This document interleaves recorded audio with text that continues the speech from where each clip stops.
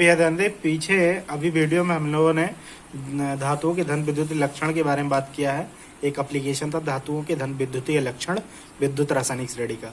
तो उसी पे आधारित एक छोटा सा ये आंकिक प्रश्न है। कह रहा है कि चार धातुओं ए बी सी डी, चार धातु दिख रहा है आपको ए बी सी डी के मानक अपचयन विभव, कौन सा विभव दे रखा? मानक अपचयन विभव क्या दे रखा? प्लस 0.80, दूसरा माइनस 1.66 और तीसरा दे रखा है माइनस 0.76।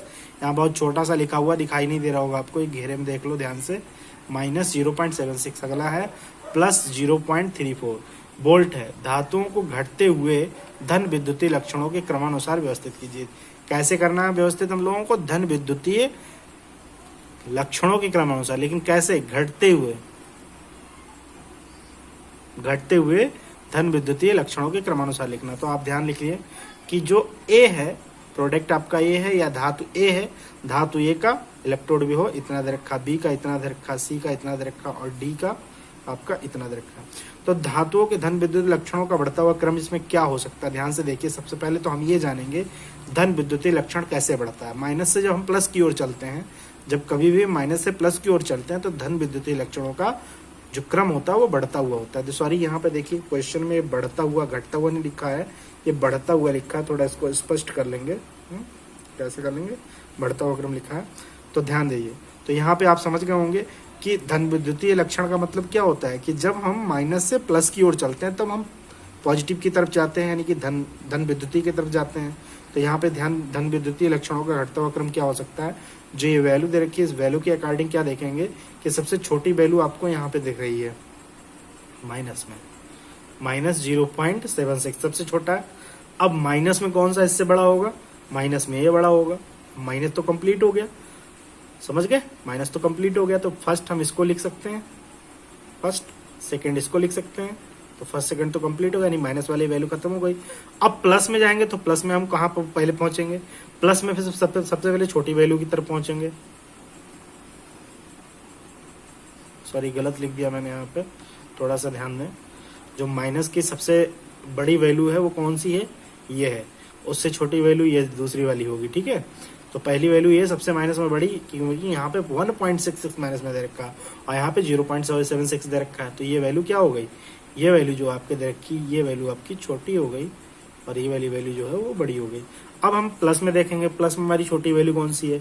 तो प्लस में छोटी वाली वैल्यू ये दे रखी है आपकी, तो ये थर्ड कंडीशन में ये जाएगी। और सबसे बड़ी वैल्यू प्लस में कौन सी है? ये, तो ये फोर्थ कंडीशन में जाएगी। आपको समझ में आ गया होगा। तो इस तरह से हमको इस वैल्यू को लिख लेना। सबसे पहले ये माइनस 1.66, तो ये माइनस 1.66 सबसे बड़ी वैल्यू है माइनस में, और फिर माइनस की छोटी वैल्यू, ठीक है। और फिर यहाँ पे धन विद्युतीय की अगर बात करें तो धन विद्युता का ये छोटे वैल्यू और ये इसके बड़े वैल्यू। तो इस तरह से इसको सॉल्व किया गया। अब इसमें अगली एप्लीकेशन जो है बहुत इंपॉर्टेंट एप्लीकेशन है और ये अधिकतर बार बोर्ड एग्जाम में आया हुआ है। बहुत इंपॉर्टेंट एप्लीकेशन है विद्युत विस्थापन अपक्रिया। विस्थापन अपक्रिया आप लोगों ने हाई स्कूल में भी पढ़ा है, वही है यहाँ भी, लेकिन थोड़ा सा अंतर है इसको समझने में। विस्थापन अपक्रिया कह रहा है जो धातु विद्युत रासायनिक श्रेणी में, मतलब जो भी धातु है, जो धातु विद्युत रासायनिक श्रेणी में नीचे है, वे अपने से ऊपर वाले धातुओं को उनके लवण के जलीय विलयन से विस्थापित कर देती है। क्योंकि श्रेणी में धातुओं के आक्षेपित होने की प्रवृत्ति ऊपर से नीचे की ओर घटती तथा श्रेणी में धातु आयनों की अपचयित होने की प्रवृत्ति बढ़ती है। अब देखिए ये बात जो लिखी हुई है, ये बात किस आधार पे लिखी हुई है? बात इस आधार पे लिखी हुई है कि ऋणात्मक जितने भी एलिमेंट है, जितने भी धातुएं हैं वो सब ऊपर हैं और जितने भी धातुएं हैं सब नीचे हैं। अगर श्रेणी में ऐसा दिखता है तो ये जो सेंटेंस है ये सही रहेगा उसके लिए। मतलब विद्युत रासायनिक श्रेणी जो है, विद्युत रासायनिक श्रेणी में जो ऋणात्मक धातुएं हैं वो ऊपर हैं और धातुएं जो हैं वो नीचे हैं, यानी कि प्लस वाली वैल्यू नीचे हो और माइनस वाली वैल्यू जो जितनी भी है इलेक्ट्रोड विभव का मान सब ऊपर हो। तो ये विस्थापन अभिक्रिया में जो बात लिखी है वो स्पष्ट होगी। फिर से सेंटेंस को ध्यान दे। जो धातु विद्युत रासायनिक श्रेणी में नीचे है वे अपने से ऊपर वाली धातु को उसके लवण के जलीय विलयन से विस्थापित कर देगी।